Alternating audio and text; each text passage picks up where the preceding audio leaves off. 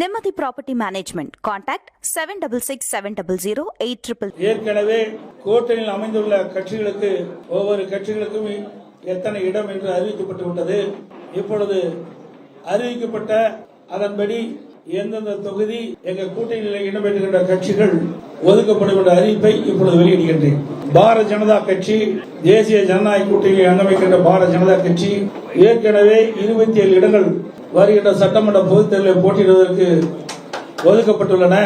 அதில் 27 தொகுதிகளுடைய பின்வருமாறு: 1 மயிலாப்பூர், 2வது தளி, 3வது மொடக்குறிச்சி, 4வது உதகமண்டலம், 5வது அமனாசி, 6வது திருப்பூர் தெற்கு, 7வது கோயம்புத்தூர் வடக்கு, 8வது கந்தர்வக்கோட்டை, 9வது புதுக்கோட்டை, 10வது திருப்பத்தூர், 11வது மதுரை தெற்கு, 12வது சாத்தூர், 13வது திருச்செந்தூர், 14வது வாசுதேவநல்லூர், 15வது ராதாபுரம், 16வது நாகர்கோவில், 17வது விளவன்கோடு, 18 ஆவடி, 19வது திருவண்ணாமலை, 20வது தஞ்சாவூர்,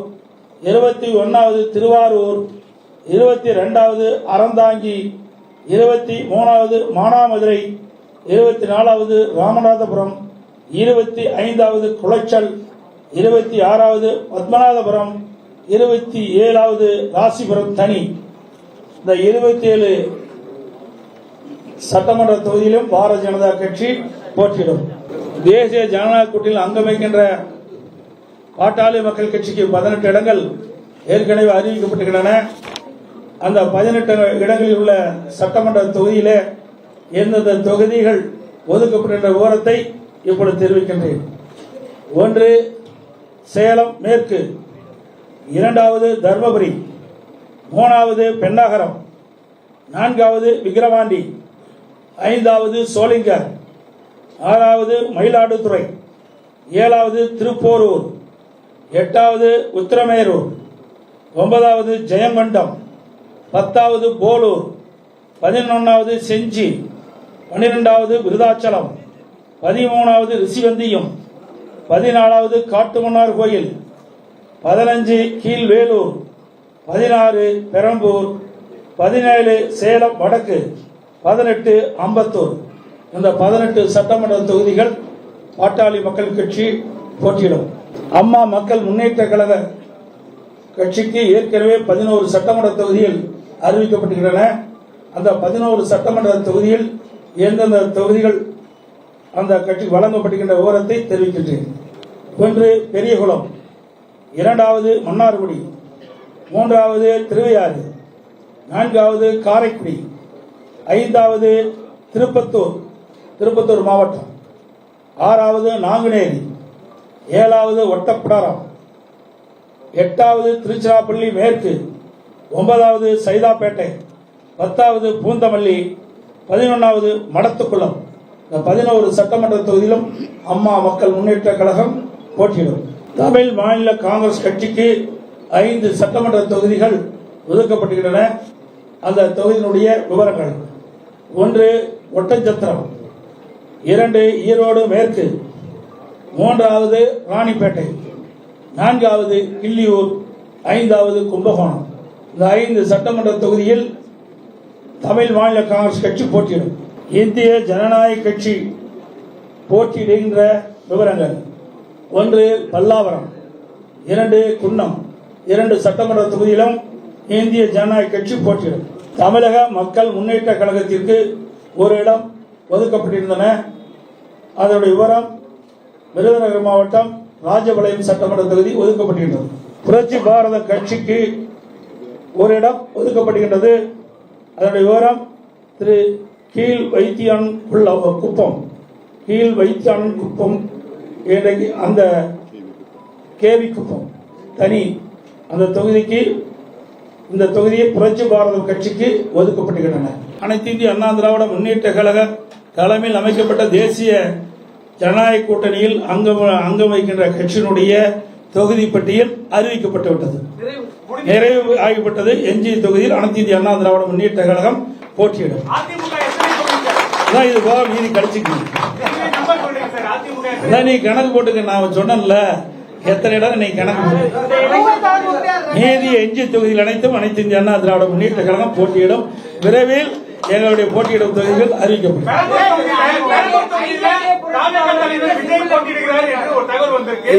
பெரம்பூர் தொகுதியில தாவேக தலைவர் விஜய் போட்டியிட இருக்கிறார் தகவல் சொல்றாங்க. அவர்களை எதிர்த்து அதிமுக நேரடியாக களம் காணவில்லையா? இது என்ன கேள்வி? கூட்டணின்னு அமைத்த பிறகு எல்லாம் சமமா தான் பார்க்கணும். இவர் பெரியவர் அவர் பெரியவர் அங்க இடம் கிடையாது. எங்க கூட்டணியை பொறுத்த வரைக்கும் அனைவரும் சமம். எல்லா கட்சிக்கும் பலம் இருக்கின்றது. ஒவ்வொரு கட்சியும் சேர்ந்தால்தான் வெற்றி பெற முடியும். சிறுதுளி பெருவெல்லம்.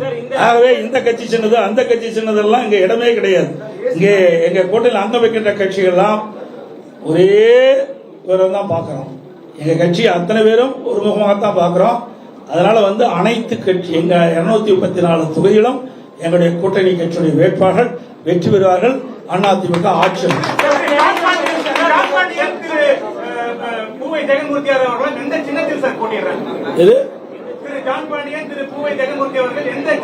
அதெல்லாம் விருப்பம். எங்களெல்லாம் திமுக மாதிரி எல்லாம் கண்டிஷன் கிடையாது. எங்க கட்சியில் இருக்கிறதெல்லாம் ஜனநாயகம் எப்படி செயல்படுகின்ற கட்சி. அந்தந்த கட்சிகள் என்ன விருப்பம் இருக்குதோ அந்த கட்சியின் அடிப்படையில் போட்டியிடும். இந்த தேர்தலை பொறுத்த வரைக்கும் ஆளும் கட்சியான திமுகவை எதிர்த்து நீங்க ஒரு பலமான ஒரு கூட்டணி உருவாக்கிருக்கீங்க. மற்றொரு புறம் தனித்து தாவேகா மற்றும் நாம் தமிழர் கழிறாங்க. இப்ப இந்த தேர்தல் மூலமாக இந்த எதிர்ப்பு ஓட்டுகள், அதிருப்தி ஓட்டுகள், அரசு மீதான அதிருப்தி ஓட்டுகள் பிரியறதுக்கான வாய்ப்புகள் உள்ளதா சொல்லப்படுது. இது உங்களுக்கு எப்படி அது பாதகமா இருக்குமா சாதகமா இருக்கு? ஊடக நபருக்கும் பத்திரிகை நபருக்கும் சொல்லி தெரிய வேண்டிய அவசியமே இல்லை. பிரதான கட்சி அதிமுக கட்சி. எங்க கூட்டணியில் அங்கம் வைக்கின்ற கட்சிகள் எல்லாம் வாக்கு வங்கி உள்ள கட்சிகள். நாங்கள் எல்லாம் ஒன்றாக சேர்ந்திருக்கின்றோம். எதிர்ப்பு ஓட்டு எங்க கூட்டணியில் அங்கம் வைக்கின்ற கட்சிகள் போட்டிக்கின்ற தொகுதிக்கு தான் கிடைக்கும். அதுல எந்த மாறுபட்ட கருத்து கிடையாது. ஏற்கனவே அனைத்து இந்திய அண்ணா திராவிட முன்னேற்ற கழக தலைமையில இங்க இருக்கிற கூட்டணிகள் எல்லாம் அமைத்து போட்டிட்டு இருக்கிறோம். மக்கள் திராவிட முன்னேற்ற கழகத்தை அகற்ற வேண்டும் என்ற முடிவுக்கு வந்துட்டாங்க. மக்கள் கொதித்து போய் இருக்கிறாங்க. அனைத்து இந்திய அண்ணா திராவிட முன்னேற்ற கழகம் கடந்த 5 ஆண்டுகளமாக பிரதான எதிர்கட்சியாக இருந்தது. சட்டமன்றத்திலே மக்களுடைய பிரச்சனையை எடுத்து வைத்து மக்களுக்காக வாதாடி இருக்குது. அதான் பார்க்கணும். மக்களுக்காக போராடுகின்ற கட்சி அதிமுக கட்சி. இங்க கூட்டணியில் அங்கம் வைக்கின்ற கட்சிகள் அனைத்தும் மக்களுக்காக போராடி கொண்டிருக்கின்றனர். அவ்வப்போது எந்தெந்த இடத்துல மக்களுக்கு பிரச்சனை இருக்குதோ அந்தந்த இடத்துல எங்களுடைய கூட்டணி கட்சி தலைவர்கள் ஏற்கனவே அவர்கள் மக்களுக்காக சேவை செய்து கொண்டிருக்கிறாங்க. மக்களுடைய பிரச்சனையை தீர்ப்பதற்காக அரசுடைய கவனத்திற்கு கொண்டு வருவதற்காக போராட்டங்களும் ஆர்ப்பாட்டம் நடத்தி கொண்டிருக்கிறார்கள். ஆக அப்படி இருக்கின்ற பொழுது எதிர்ப்பு எங்க கிடைக்கும்? மக்களுக்காக யார் குரல் கொடுக்கிறாங்களோ அவருக்கு தானே கிடைக்கும். வீட்டில் இருக்கிறவங்களுக்கு கிடைக்காது.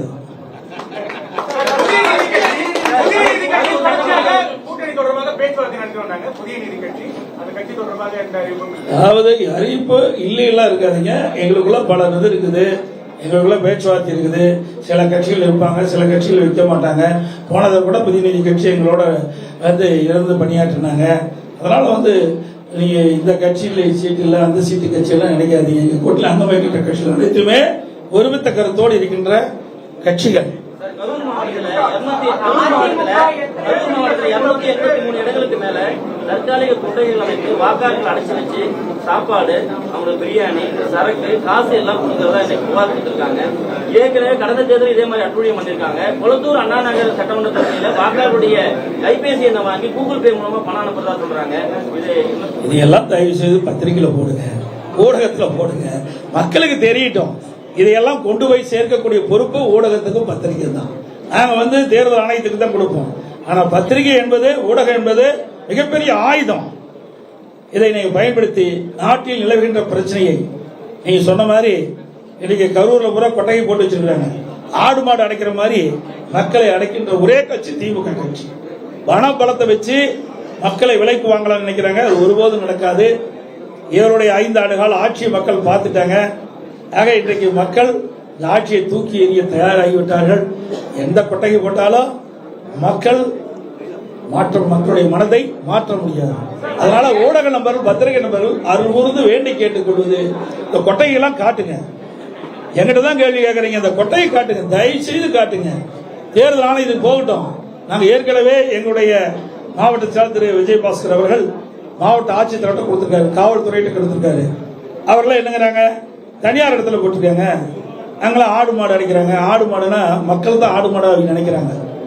ஏன்னா ஆடு மாடா நினைக்கல, மக்களை ஆடு மாடா நினைக்கிற ஒரே கட்சி திமுக கட்சி தான். அதனால இந்த தேர்தலில் மக்கள் திராவிட முன்னேற்ற கழக தலைமையில் அமைக்கப்பட்ட கூட்டணிக்கும் தகுந்த பதிலடி கொடுப்பார்கள் என்பதை தெரிவித்து, இந்த சட்டமன்ற தேர்தலை பொறுத்த வரைக்கும் எங்களுடைய கூட்டணிகள் வலிமையான கூட்டணி, வெற்றி கூட்டணி. எங்களுடைய கூட்டணியின் சார்பாக அறிவிக்கப்பட்ட 224 தொகுதியிலும் கடுமையாக பாடுபடுவோம். எங்களுடைய கூட்டணி கட்சி சேர்ந்த நிர்வாகிகள், தலைவர்கள், தொண்டர்கள் இரவென்றும் பகலென்றும் பாராமல் எறும்பை போல தேனீக்கிளை போல சுறுசுறுப்பாக செயல்பட்டு மக்களை சந்தித்து, வாக்காளரை சந்தித்து எங்களுக்கு அதிகமான வாக்குகள் எங்களுடைய வேட்பாளர் கிடைப்பதற்கான பிரச்சாரத்தை மேற்கொள்வார் என்பதை நேரத்தில் தெரிவித்து, 5 ஆண்டுகால அவல ஆட்சி நாட்டு மக்களுக்கு எடுத்துச் சொல்வார்கள். அதேபோல அனைத்து இந்திய அண்ணா திராவிட முன்னேற்ற கழகம் 2010 2020 வரை பல்வேறு திட்டங்களை தமிழகத்திலே செயல்படுத்துகின்றனர். இந்த திட்டத்தின் மூலமாக இந்தியாவிலேயே தமிழ்நாடு முதன்மை மாநிலம் என்ற பெயர் பெற்றது அதிமுக ஆட்சியினர். ஆனா திமுக ஆட்சியில கடன் வாங்குவதில் முதல் மாநிலம் என்ற பெயர் பெற்றது திமுக. இதெல்லாம் நாங்கள் மக்களிடத்தில் எடுத்துச் சொல்லுவோம். சட்ட ஒழுங்கு அடியோடு சீர்கிட்டு விட்டது. பாலியல் கொடுமை நடக்காத நாளே இல்லை. அந்த அளவுக்கு ஒரு மோசமான நிலை தமிழகத்தில் நிலவிக் கொண்டிருக்கிறது. அதே போல மத்திய அரசிடம் பல்வேறு திட்டங்கள் தமிழகத்துக்கு வந்திருக்கிறது. மெட்ரோ ரயில் திட்டம் ஒரே நேரத்தில் 63 கோடி ரூபாய் அடிக்கல் நாட்டப்பட்டது. மத்திய உள்துறை அமைச்சர் மரியாதைக்குரிய அமித்ஷா அவர்கள் இங்கே வந்து அடிக்கல் நாட்டினார். அதோட பல சாலைகள், தேசிய நெடுஞ்சாலைகள் அமைக்கப்படுகின்றன. அதேபோல விமான போக்குவரத்துக்காக இன்றைக்கு அதனுடைய கட்டமைப்பு எல்லாம் விரிவுபடுத்தப்படுகிறது. புதிய விமான நிலையங்கள் பாத்தீங்கன்னா தூத்துக்குடி திறந்திருக்கிறாங்க, திருச்சி திறந்திருக்கிறாங்க. என்ன பல விமான நிலையங்கள் நிலம் எடுத்து கொடுத்திருந்தா வேகமா செஞ்சிருப்பாங்க. அதே ரயில்வே பாதைகளுக்கு இந்த அரசு மெத்தன போக்கின் காரணமாக முறையாக நிலம் எடுத்து கொடுக்காத காரணத்தினால் அவர் ஒதுக்கப்படுகிற நிதியோட முழுமையாக செயல்பட முடியாத ஒரு அவல நிலை இருக்கின்றது. மத்திய அரசை பொறுத்த வரைக்கும் மத்திய அரசிலிருந்து கிடைக்கின்ற திட்டங்கள் முழுமையாக அவர்கள் வழங்கிக் கொண்டிருக்கின்ற செய்தியும் இந்த நேரத்தில் தெரிவித்து, மத்திய அரசு மாநில அரசு இணைந்து செயல்பட்டால்தான் மக்களுக்கு தேவையான நன்மைகள் செய்ய முடியும். அந்த அடிப்படையில் தான் எங்களுக்கு கூட்டணி எல்லாம் அமைந்திருக்கு என்பதை மகிழ்ச்சியோடு தெரிவித்து, வருகின்ற ஊடகங்களுக்கு பத்திரிகைகளுக்கு நன்றி தெரிவித்து விடைபெறுகின்றேன். நன்றி, வணக்கம்.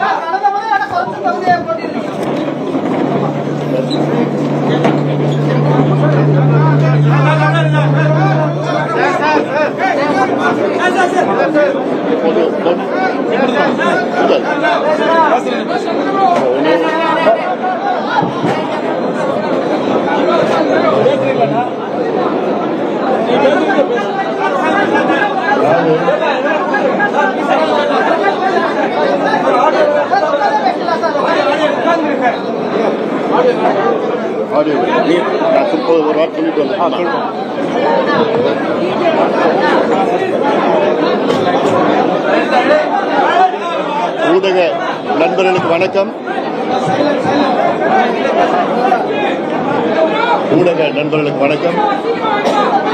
எங்கள் கூட்டணி மெகா கூட்டணி. எங்கள் கூட்டணி சுமூகமான முறையிலே முடிவு செய்து வெற்றி கூட்டணியாக அறிவித்திருக்கின்றார் முன்னாள் முதலமைச்சர், கூட்டணியின் தலைவர் மரியாதைக்குரிய திரு எடப்பாடி பழனிசாமி அவர்கள். இந்த கூட்டணி உருவாக்கிய காரணம், இந்த மோசமான திமுக ஆட்சியை வீட்டுக்கு அனுப்ப வேண்டும், தமிழ்நாட்டை திவாலாக்கிய திமுகவை வீட்டுக்கு அனுப்ப வேண்டும், தமிழ்நாட்டில் ஒவ்வொரு நாளும் பெண்களுக்கு பாதுகாப்பு இல்லாத ஒரு சூழல், பெண் குழந்தைகள் பாலியல் வன்கொடுமை செய்து கொடூரமான முறையிலே கொலை செய்கின்ற ஒரு சூழல், இளைஞர்களுக்கு வேலை இல்லை, மது கஞ்சா போன்ற அத்துணை போதை பொருட்கள் கிராமந்தோறும் விற்றுக் கொண்டிருக்கின்ற இந்த திமுகவை அகற்ற வேண்டும் என்ற நோக்கத்திலே இந்த கூட்டணியில் நாங்கள் எல்லோரும் ஒன்று சேர்ந்திருக்கின்றோம். இந்த கூட்டணி தலைமையிலிருந்து கிளை வரைக்கும் ஒருங்கிணைப்பு மிக சிறந்த முறையிலே நடைபெற்றுக் கொண்டிருக்கிறது. இந்த தேர்தலில் மிகப்பெரிய வெற்றியை நாங்கள் பெறுவோம். குறைந்தது 200 தொகுதிகளில் நாங்கள் வெற்றி பெறுவோம். தமிழ்நாட்டில் உள்ள அனைத்து மக்களும் இந்த திமுகவை அகற்ற வேண்டும் என்று முடிவு செய்துவிட்டார்கள். குறிப்பாக பெண்கள், பெற்றோர்கள், விவசாயிகள், தொழிலாளர்கள், அரசு ஊழியர்கள் போன்ற அனைத்து மக்களும் மிகுந்த கோபத்தில் இருக்கின்ற இந்த சூழலில் எங்கள் கூட்டணிக்கு நிச்சயமாக வெற்றி கொடுப்பார்கள் என்ற நம்பிக்கையோடு நாங்கள் விடைபெறுகிறோம்.